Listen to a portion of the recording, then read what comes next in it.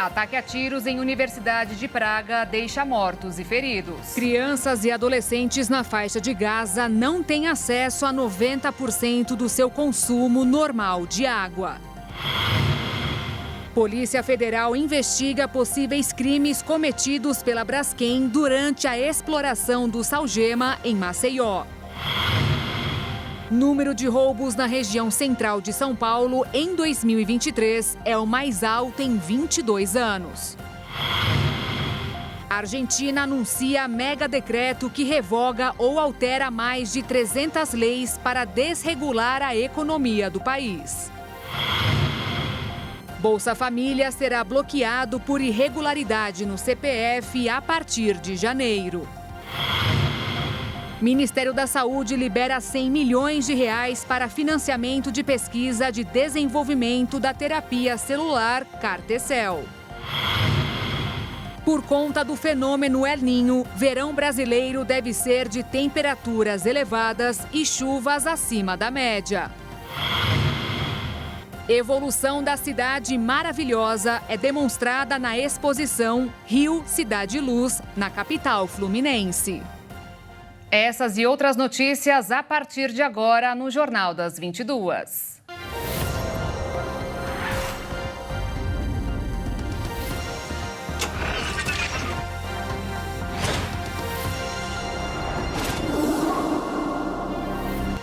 Olá, boa noite. Além do medo das doenças e principalmente a guerra, as crianças em Gaza estão sofrendo com a falta de um produto necessário para se manterem vivas: a água. Segundo estimativas do Unicef, o braço da ONU para a infância, as crianças que buscam abrigo no sul da faixa de Gaza invadida por Israel têm acesso de 1,5 litro a 2 litros de água por dia, bem abaixo do mínimo necessário para sobreviver. De acordo com a organização, pessoas precisam de pelo menos 15 litros de água por dia, seja para beber, tomar banho e até mesmo cozinhar em situações de emergência. Quando se trata da sobrevivência, o patamar de consumo gira em torno de 3 litros de água por dia. Essas condições se tornaram piores com a sequência de bombardeios, onde até mesmo instalações sanitárias foram destruídas ou danificadas por causa da ofensiva israelense. O acesso a uma quantidade suficiente de água limpa é questão de vida ou morte e as crianças de Gaza praticamente não têm uma gota para beber. Vale ressaltar que as crianças estão mais suscetíveis aos efeitos da desidratação e da falta de higiene. O número mensal de casos de doenças contagiosas em crianças com menos de 5 anos aumentou em 20 vezes desde o início da guerra e há uma proliferação de infecções respiratórias e doenças de pele. Junto da falta de água, o deslocamento de centenas de milhares de palestinos das áreas invadidas pelo exército israelense em direção a Rafah, no extremo sul do território, agravou a escassez de comida, remédios e moradia. A situação hídrica em Gaza, que vive sob bloqueio israelense e egípcio desde 2007, já era crítica antes mesmo do início da atual guerra entre Tel Aviv e o grupo terrorista palestino Hamas, iniciada após os ataques do dia 7 de outubro. Nas últimas semanas, o exército israelense começou a bombear água do mar para inundar o vasto sistema de túneis construídos pelo Hamas na faixa de Gaza, o que pode levar à contaminação de lençóis freáticos e aquíferos. Além do sofrimento de quem está no enclave, Israel aparentemente tem conseguido dar sequência em um de seus planos, que é acabar com o Hamas. O principal porta-voz militar do país disse que desde o fim do cessar-fogo para a libertação de reféns, os militares sionistas mataram mais de 2.000 militares Hamas. Para os israelenses, isso é apenas o começo e a caçada aos terroristas não terminará tão cedo. Um estudo realizado na Coreia do Sul mostrou que passar muitas horas do dia no celular faz mal para a saúde mental e pode levar à depressão. O estudo conduzido pelos sul-coreanos é considerado novidade, pois é a primeira vez que uma investigação desse tipo foi realizada em escala nacional. Ela foi feita a partir de 2 etapas de entrevistas, a primeira em 2017 e a segunda em 2020. Onde mais de 40 mil participantes informaram quantas horas diárias passavam no telefone e responderam perguntas sobre saúde mental, uso de substâncias e obesidade. Após a coleta de dados, os pesquisadores detectaram um aumento significativo do tempo de tela entre 2017 e 2020. No primeiro ano, 30% relatavam tempos de tela superiores a 4 horas por dia. 3 anos depois, esse número saltou para 55%. E o que chamou a atenção foi que quanto mais tempo esses jovens passavam em seus telefones, mais pioravam os índices de impactos negativos na sua saúde mental, o abuso de substâncias ilícitas e a obesidade. Os resultados do estudo sul-coreano são consistentes com o que já se sabe sobre o assunto. A relação entre o aumento do uso de celulares e o comprometimento da saúde mental é incontestável. A pesquisa foi muito contestada por especialistas da área da tecnologia, pois os dados são baseados em respostas fornecidas pelos próprios participantes do estudo. De acordo com eles, o tempo de uso relatado pode não ser uma estimativa do tempo de uso real e pode ter sido subestimado devido à tendência de fornecer respostas socialmente desejáveis e aceitáveis. Além disso, os pesquisadores reconheceram uma segunda limitação do estudo, que ele não monitorou os aplicativos que os jovens estavam fazendo em seus telefones. Informações adicionais que poderiam ajudar a entender e precisar melhor os impactos do uso do smartphone sobre a saúde mental. E depois do intervalo, Bolsa Família será bloqueado por irregularidade no CPF a partir de janeiro. E ainda, a Polícia Federal investiga possíveis crimes cometidos pela Braskem durante a exploração do Salgema em Maceió.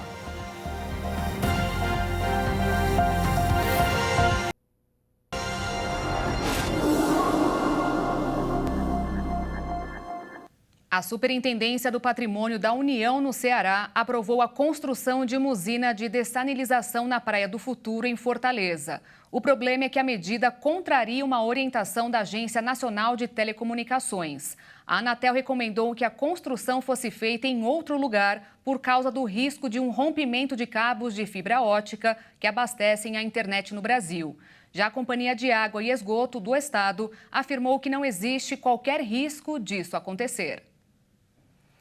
A Polícia Federal realizou nesta quinta-feira uma operação para investigar possíveis crimes cometidos pela Braskem durante a exploração do Salgema em Maceió, no estado de Alagoas. A Polícia Federal cumpriu mandados de busca e apreensão em 3 estados nesta quinta-feira para investigar crimes que teriam sido cometidos entre 1976 e 2019, enquanto foi realizada a extração do Salgema em Maceió, capital de Alagoas. Segundo a investigação, há indícios que as atividades de mineração no local não seguiram os parâmetros de segurança para garantir estabilidade das minas e, inclusive, documentos falsos podem ter sido apresentados ao longo dos anos para enganar a fiscalização e manter a extração irregular do mineral.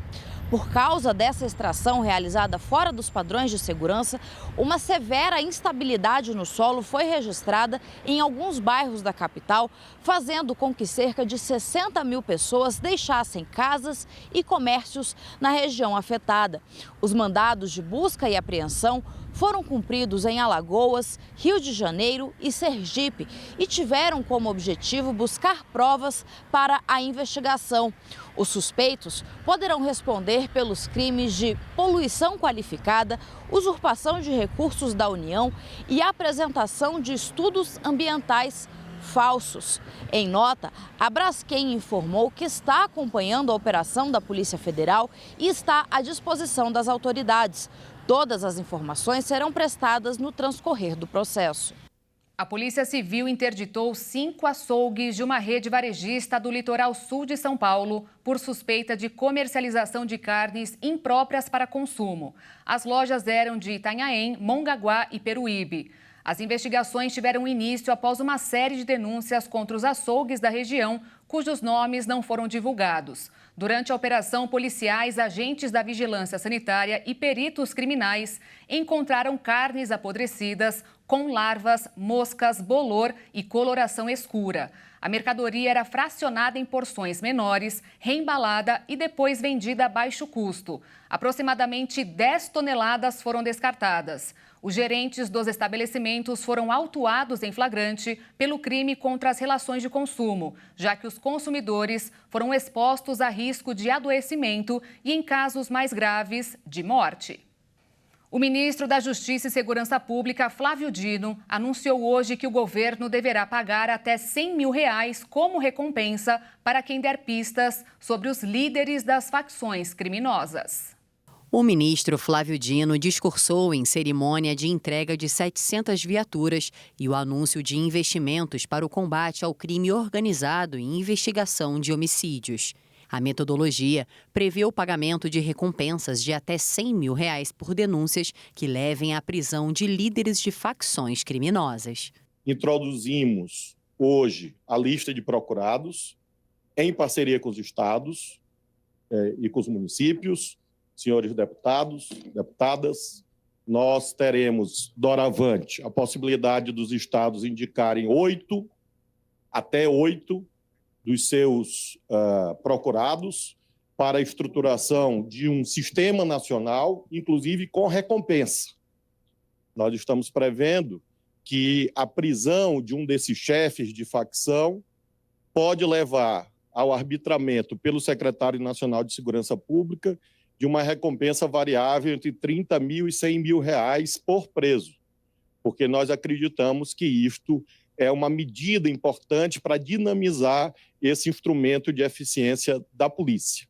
O chefe da Justiça deixa a função no início de janeiro e aguardará a posse no Supremo Tribunal Federal no dia 22 de fevereiro. O valor do pagamento será estabelecido com base nos critérios da gravidade do fato, o grau de eficácia da informação para a prisão do procurado e risco efetivo ou potencial à vida e à integridade física do informante. Do total das viaturas disponibilizadas, 500 carros serão entregues imediatamente e os outros 200 só em janeiro. Durante o evento, o ministro também fez um balanço das ações realizadas no último ano. Um problema que afeta a cidade de São Paulo há décadas continua sem solução. O número de roubos na região central neste ano é o mais alto em 22 anos, com mais de 3.700 registros. Segundo dados da Secretaria de Segurança Pública do Estado, a região da Rua 25 de Março e Praça da Sé, no centro de São Paulo, atingiu o maior patamar da série histórica em 2023. Entre janeiro e outubro deste ano, a Secretaria contabilizou 3.772 registros desse tipo de crime. É o maior patamar desde 2001, quando começaram a ser contabilizados os dados de violência da série histórica pela SSP. Os boletins de ocorrência foram registrados no 1º Distrito Policial na Liberdade. O que mais chama a atenção é que a delegacia que atende a região teve uma média de 12 roubos por dia. Em um dado mais preciso, foi um roubo a cada 2 horas. Os 2 recordes anteriores tinham sido registrados no ano passado, quando a região teve 3.719 registros de roubos, e em 2014, quando foram registrados 3.598 boletins de ocorrência sobre esse tipo de crime. Questionado sobre as questões que envolvem a dificuldade da segurança pública paulista, o governo do estado informou que reforçou o policiamento na região com mais de 200 agentes militares que patrulham a área. E esse aumento de policiais no centro da maior capital da América Latina surtiu um certo efeito, já que só nessa região central, neste ano, de janeiro a outubro, foram mais de 5.000 criminosos presos. Um aumento de cerca de 20% a 30% em relação ao ano passado. Além disso, as forças de defesa paulistas trabalham diariamente no policiamento e investigação desses crimes e possíveis quadrilhas que atuam no local. A preocupação maior é com as compras de Natal e a decoração dos pontos turísticos, que atraem milhões de pessoas para o centro nesta época do ano. Além disso, o governo disse que o combate da violência é um desafio para as autoridades. A Justiça de São Paulo determinou o tempo máximo de espera para que a Enel reduza os problemas com falta de energia e atenda o consumidor mais rápido, além de informar de maneira individualizada a previsão de restabelecimento de energia, mesmo em dias críticos. Na decisão, o juiz Fábio de Souza Pimenta ainda determinou que a empresa divulgue em seu site e nas faturas os índices de qualidade de prestação do serviço. Por sua vez, a concessionária tem até abril para se adequar às determinações, mas a medida relativa às informações no site vale a partir da notificação sobre o teor da liminar. Se não forem cumpridas, a Enel estará sujeita a multas que podem chegar a até 500 milhões de reais. Assim sendo, a Justiça estabeleceu prazo máximo de 30 minutos para o atendimento presencial aos consumidores, 60 segundos para o contato direto do consumidor com o atendimento humano em seus canais e 60 segundos para respostas via aplicativos de mensagens, como o WhatsApp. O brasileiro nunca buscou tanto por vaga home office quanto em 2023. São Paulo, Rio de Janeiro e Minas Gerais são os estados que mais pesquisaram o termo nos últimos 12 meses, de acordo com o Google Trends. Em um levantamento divulgado pelo Google, a empresa apontou que as buscas pelo termo na plataforma cresceram mais de 50% em comparação com 2022. O levantamento revelou também que vaga home office foi a frase mais procurada na categoria vaga nos últimos 12 meses. Nos últimos 2 anos, as buscas no Google por vaga home office mais que triplicaram no Brasil, chegando a um aumento de mais de 160%. Os maiores picos de busca pelo termo em 2023 foram registrados nos meses de fevereiro, março e setembro, segundo a empresa. São Paulo, Rio de Janeiro e Minas Gerais foram os estados que mais procuraram essas oportunidades no último ano. Já o termo home office teve seu auge de buscas no começo de 2020, em meio à pandemia de Covid-19, quando, segundo o Google, as pessoas queriam entender o que ele significava. Quem tiver o CPF regular no cadastro único poderá ter o Bolsa Família bloqueado a partir de janeiro. Segundo o Ministério do Desenvolvimento e Assistência Social, o objetivo é impedir que o benefício seja pago para pessoas que não cumpram os requisitos estabelecidos pelo programa. E caso o beneficiário não resolva as pendências, após 6 meses de bloqueio, pode ter o benefício cancelado de vez. O Ministério afirmou que vai informar as pessoas que estão com irregularidades por meio do aplicativo do Bolsa Família ou da Caixa Econômica Federal, mas também é possível checar a situação do CPF pelo site da Receita Federal. E veja a seguir, a Argentina anuncia mega decreto que revoga ou altera mais de 300 leis para desregular a economia do país. E ainda, Ministério da Saúde lidera 100 milhões de reais para financiamento de pesquisa de desenvolvimento da terapia celular CAR-T-cell.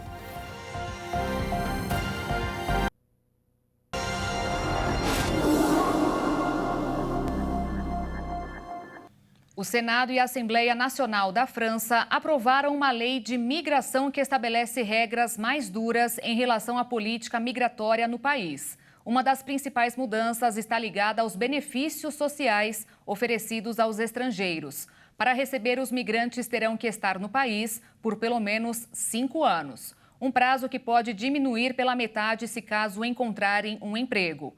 Outro trecho considerado polêmico estabelece que os estrangeiros só poderão trazer seus familiares para morar no país se estiverem ao menos 2 anos na França. O texto agora segue para o Conselho Constitucional.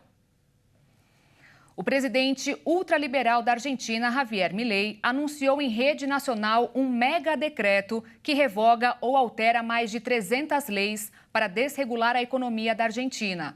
A ideia de Milei é conseguir regular a economia do país e destravar os investimentos em alguns dos principais setores do país.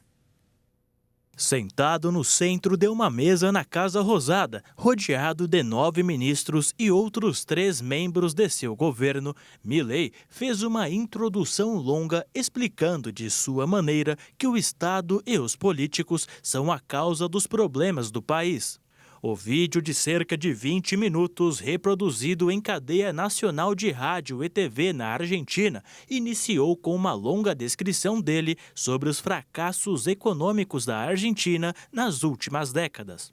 Após a introdução, o atual presidente da Argentina começou a fazer os anúncios do mega decreto. As leis que ele revogou se referem a temas como controles de preços, aluguéis, redes de abastecimento e privatizações de empresas públicas. Estão na lista também planos de saúde, farmacêuticas, vinícolas, agências de turismo e até clubes de futebol.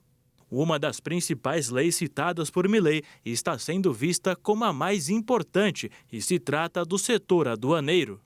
Segundo ele, está proibido proibir exportações na Argentina. Com essa jogada, Milei também revogou todas as leis vigentes herdadas do governo passado, que regulam o abastecimento de produtos alimentícios e preços de produtos no comércio. Perto da conclusão de seu discurso, o presidente argentino disse que o anúncio é o primeiro passo para terminar a decadência de décadas do país. Além disso, afirmou que seu governo está fazendo o máximo para tentar diminuir a crise que herdaram. Para isso, sua equipe econômica elaborou um plano de estabilização de choque, ou seja, uma política cambial e monetária que inclua o saneamento do Banco Central. Mas as reações da população após o discurso não foi muito positiva.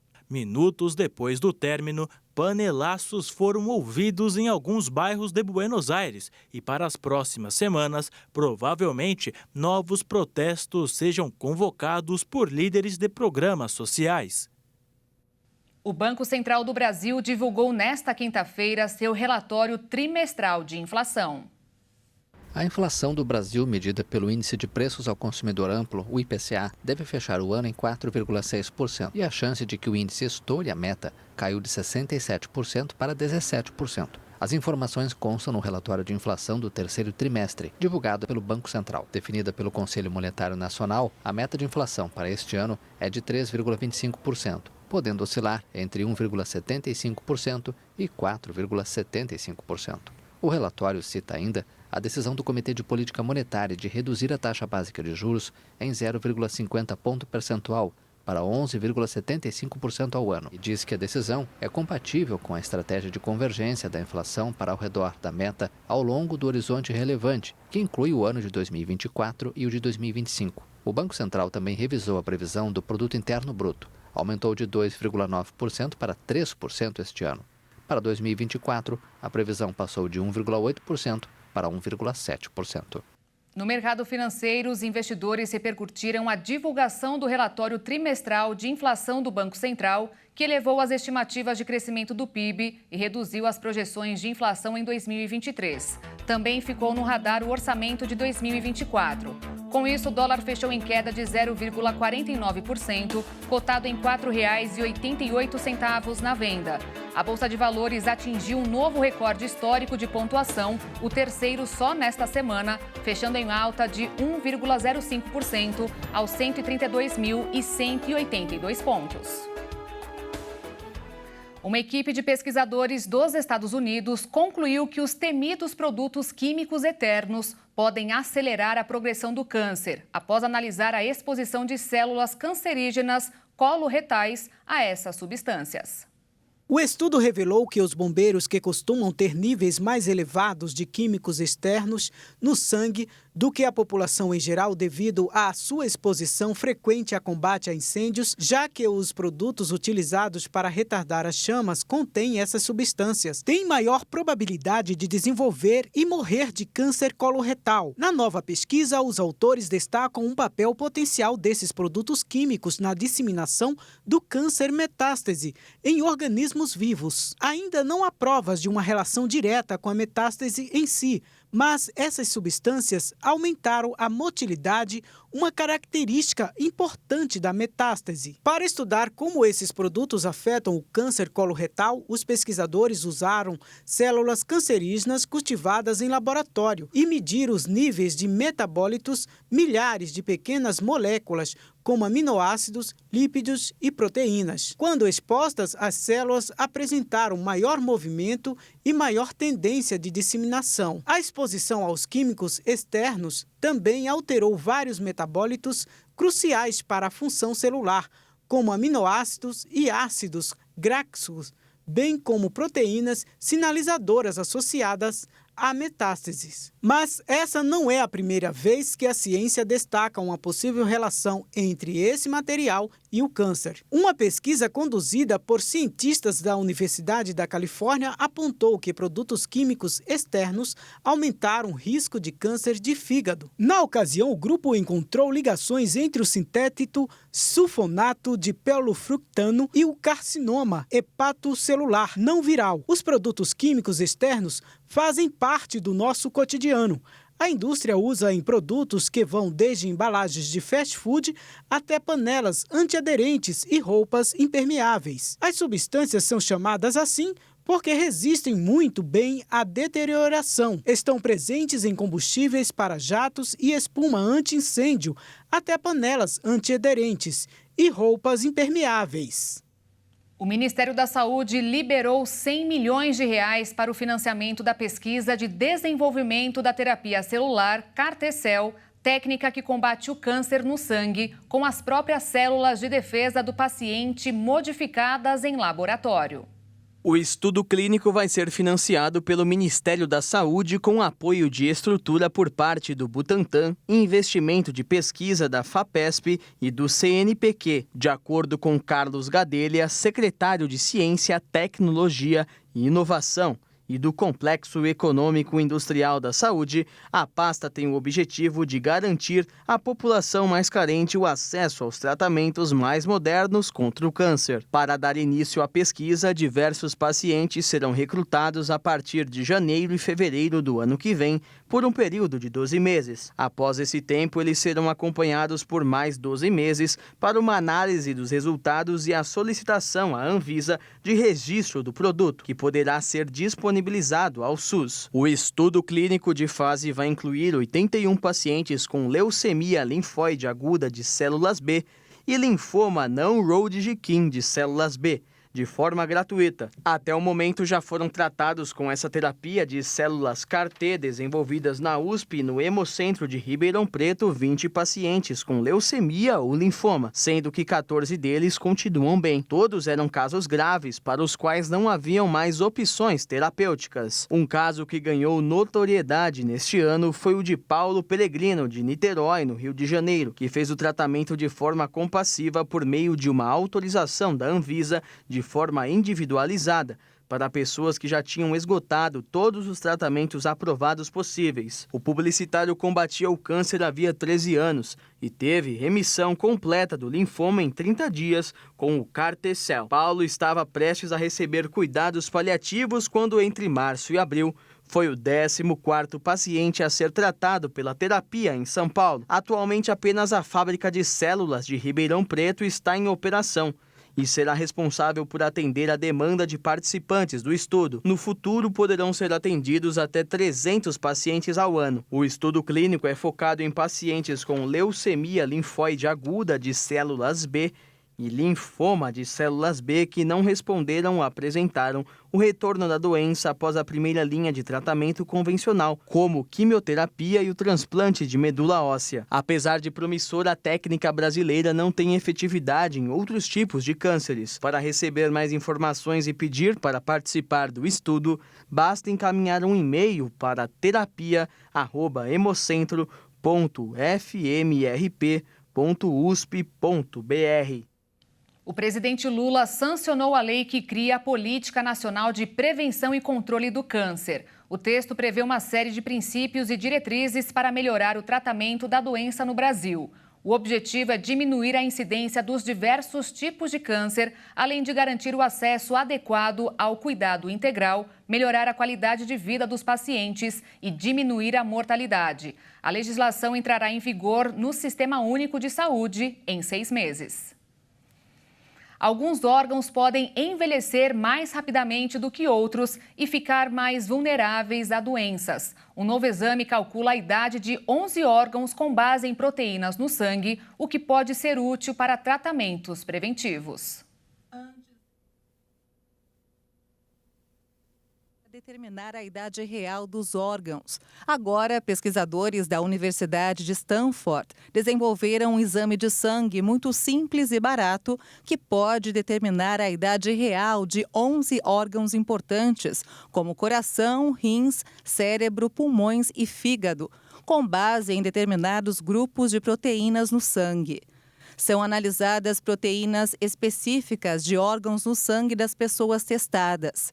Após a coleta de sangue, um algoritmo se baseia nas proteínas encontradas para determinar a idade da pessoa testada e a idade dos 11 órgãos mais importantes. Ao analisar dados de 5.676 adultos de diferentes faixas etárias, pesquisadores descobriram que quase 20% da população apresenta envelhecimento mais acelerado de um órgão. A análise mostrou que o envelhecimento precipitado dos órgãos aumenta o risco de mortalidade de 20% a 50%. Pessoas com um coração envelhecido têm risco 250% maior de insuficiência cardíaca. E foi demonstrado que o envelhecimento acelerado do cérebro e dos vasos sanguíneos é responsável pela rápida progressão da doença de Alzheimer. Estudos futuros devem mostrar até que ponto essa abordagem também pode ser transferida para outros órgãos, como os reprodutivos. O envelhecimento dos órgãos depende de vários fatores. Por exemplo, órgãos com um metabolismo mais acelerado, como o coração, fígado ou rins, geralmente são expostos a um estresse maior e podem envelhecer mais rapidamente. Órgãos adequadamente supridos com sangue têm desgaste mais lento. Uma boa circulação sanguínea fornece nutrientes e oxigênio e remove as toxinas. Doenças, lesões ou infecções, por outro lado, podem levar à degeneração acelerada. Fatores ambientais influenciam no processo. Se a pele e os pulmões forem expostos a forte radiação UV, fumaça ou poluição ambiental, envelhecem mais rápido. Além da genética, a capacidade regenerativa, ou seja, a capacidade de curar a si mesmo, também desempenha um papel importante. O sistema nervoso central, por exemplo, só pode se regenerar de maneira limitada. Opções de tratamento preventivo podem ser desenvolvidas muito antes de o órgão envelhecido se tornar um problema. Um cérebro envelhecido, por exemplo, tem mais risco de desenvolver demência. Um rim mais velho aumenta o risco de diabetes e pressão alta. E um coração muito envelhecido pode falhar muito mais rápido. Medicamentos para metabolismo e suplementos alimentares podem ser usados para desacelerar o envelhecimento. Abordagens promissoras da medicina regenerativa e na terapia com células-tronco podem ser usadas para reparar ou regenerar tecidos danificados ou envelhecidos. Tratamentos e tecnologias anti-envelhecimento já estão disponíveis desde o uso de hormônios até novas tecnologias, como a crioterapia, uma terapia para remover tecidos doentes, ou o uso da nanotecnologia para reduzir a velocidade do processo de envelhecimento. Estilo de vida saudável também pode ajudar a retardar o processo de envelhecimento dos órgãos. Isso inclui a atividade física regular, uma dieta equilibrada, não beber muito álcool, não fumar, dormir o suficiente e minimizar o estresse. São medidas gratuitas, mas de grande valor para manter os órgãos em forma. E daqui a pouco você vai ver, verão brasileiro deve ser de temperaturas elevadas e chuvas acima da média. E veja também, evolução da cidade maravilhosa é demonstrada na exposição Rio Cidade Luz, na capital fluminense.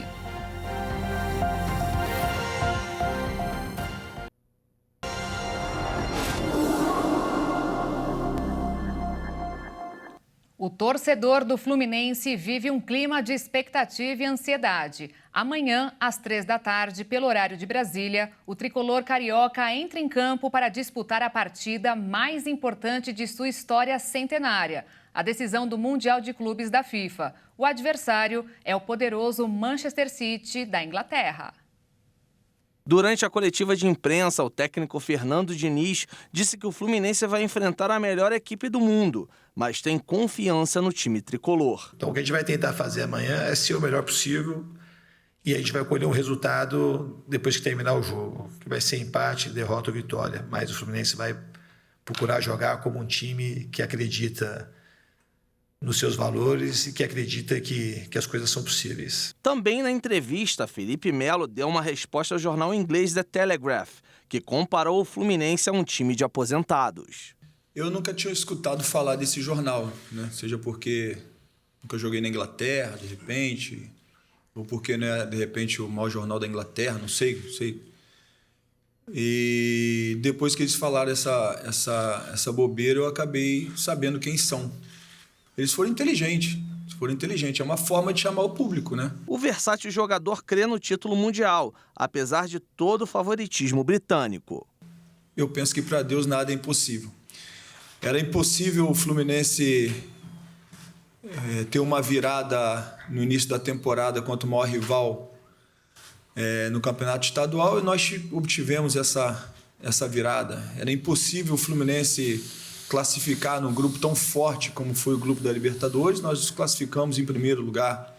Era impossível o Fluminense vencer a Libertadores e conseguimos com muita fé e muita humildade, muito trabalho, vencer a Libertadores. Era impossível o Fluminense estar na final do Campeonato Mundial e com muito trabalho, muita fé, muita dedicação, estamos na final. A estação mais quente do ano começa daqui a pouquinho, exatamente à 00h27. E a previsão para o verão, que vai perdurar até março, é de temperaturas elevadas e chuvas acima da média em boa parte do país. O verão começa às 23h27.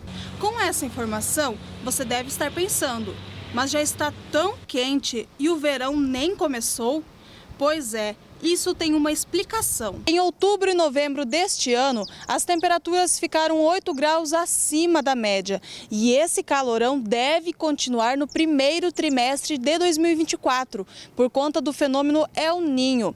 Já a umidade relativa do ar deve ficar entre 30% e 40%. Em termos de chuva, a gente tem um indicativo que as chuvas devem ficar, em grande parte do estado, ligeiramente abaixo da média, ou seja, aquelas chuvas irregulares. E as temperaturas mais altas do que o normal, do que a faixa normal. A chuva esperada para os meses de janeiro, fevereiro e março variam entre 500 e 700 milímetros. Já em parte das regiões sul, Pantaneira, sudoeste, as chuvas variam entre 400 e 500 milímetros. Já em relação às temperaturas... Por enquanto, a gente não tem nenhuma previsão assim para os próximos dias de que vai haver uma nova onda de calor com temperaturas de 40 a 42 graus, mas tudo indica que sim, né? O ambiente meteorológico indica que vamos ter sim um verão quente e com possibilidade de novas ondas de calor. Ou seja, cuidar da saúde nesse clima é muito importante. É bom sempre se cuidar, né? Não se expor ao sol, principalmente nesses horários mais quentes do dia, aí principalmente entre 10 e 16 horas. Quando a gente não tem a situação de chuva, a gente tem também a umidade relativa do ar muito baixa nesse horário. Então, são uma combinação, né, de alta temperatura com baixa umidade e impacto diretamente na saúde humana, de plantas, de animais. A Operação Verão 2024 começou em São Paulo e mais de 3.000 policiais militares foram enviados para reforçar a segurança em 16 municípios do litoral paulista. O governo ainda abriu mais 12.000 vagas de áreas especiais por jornada extraordinária de trabalho para a Polícia Civil. O objetivo é levar mais segurança aos moradores e visitantes da região.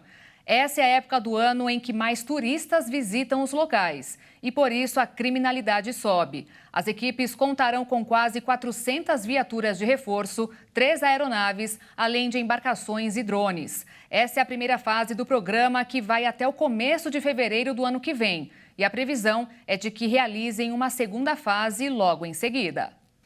De cada 10 praias no Brasil, apenas 2 estão próprias para banho. O levantamento realizado pelo jornal Folha de São Paulo avaliou as praias de Salvador, na Bahia, Rio de Janeiro e São Paulo.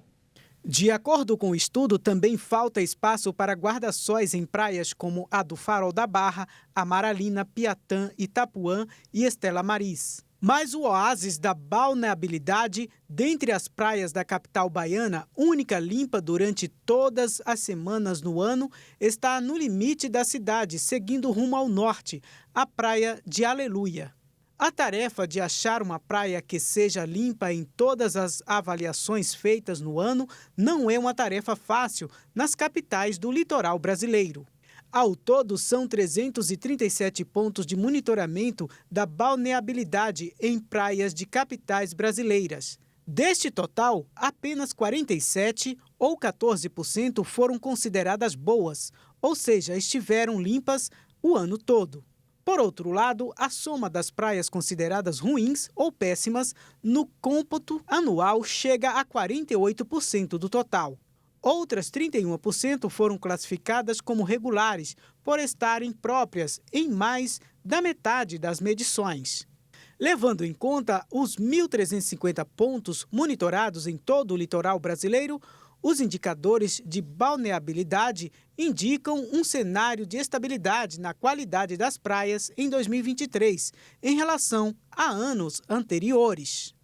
Na Inglaterra, as bicicletas de carga estão se tornando cada vez mais comuns. Essa tem sido uma alternativa para evitar o trânsito e reduzir as emissões de carbono. Se você quiser dirigir um carro em Londres, é melhor ter paciência. A capital britânica é uma das cidades mais congestionadas do mundo. Diante dessa frustração, cada vez mais empresas trocam as vans por bicicletas elétricas de carga. Essa é a mudança feita por Joe Sharp, cofundador de uma empresa de logística. Você pode atravessar o trânsito e a cidade mais rápido. No final das contas, é mais barato para as pessoas que pagam para usar nossos serviços. Podemos fazer 30 a 40 entregas por dia com uma bicicleta de carga. Com uma van, são 8 a 10. O modelo livre de carbono criado pela empresa de Joe permitiu que ele conquistasse um nicho especial no transporte de obras de arte. Há uma tendência no mundo das belas artes de ser mais transparente em relação ao impacto ambiental da criação e exibição de arte. Nossa empresa se encaixa bem no mundo das belas artes de hoje. O órgão responsável pelo transporte público em Londres estima que a adoção de bicicletas de carga poderia economizar até 30 mil toneladas de emissões de CO2 por ano. Empresários autônomos também têm escolhido o veículo de 2 rodas. Em 2021, este encanador trocou sua picape por uma bicicleta elétrica sem arrependimentos. Ele ainda tem seu veículo antigo, mas ele assumiu uma função completamente diferente. Várias vezes por dia, eu uso a van, que se tornou um verdadeiro galpão, para carregar todas as peças de que eu preciso para meus 6 ou 7 compromissos diários. Percebi que ir para o trabalho de bicicleta era muito mais rápido. Para projetos maiores, Ben pede aos fornecedores que entreguem itens volumosos diretamente ao cliente. Desde que passou a ir de bicicleta para o trabalho, Ben se sente menos estressado do que antes. Localizada em um labirinto de arcos ferroviários na London Bridge, a Fully Charged é uma das principais empresas de bicicletas elétricas. O CEO, Ben Giaconelli, diz que o crescimento no Reino Unido tem sido astronômico. Todos os dias no jornal há novas notícias sobre o trânsito de Londres parado, preços de combustível que explodiram, novas regras sobre emissões, poluição, isso, aquilo, tudo. É uma espécie de pirâmide que construiu o mercado de bicicletas elétricas. Apesar desse crescimento, o Reino Unido ainda está atrás de outros países europeus na adoção de bicicletas de carga. A Alemanha é o maior mercado do continente, seguida de perto pela Dinamarca e pela Holanda. Mas com um aumento de 30% nas vendas de bicicletas elétricas de carga no Reino Unido entre maio de 2022 e 2023, fica claro que o mercado não perde força. As cidades brasileiras já passaram por mudanças estruturais ao longo dos anos. E para demonstrar a evolução daquela que é chamada de maravilhosa, o Museu Virtual Rio Memórias e a Light apresentaram a exposição Rio Cidade Luz, na região central da capital fluminense. A amostra ficará no local até o dia 28 de fevereiro de 2024 e pode ser visitada de segunda a sexta-feira, das 10 horas da manhã até as 5 da tarde.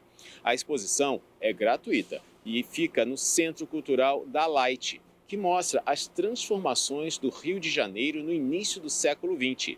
A apresentação também será disponibilizada no Museu Rio Memórias, onde serão abordados os serviços prestados pela Light. E o Jornal das 22 termina aqui. Eu agradeço a sua companhia, te desejo um ótimo fim de noite e te espero ao vivo amanhã.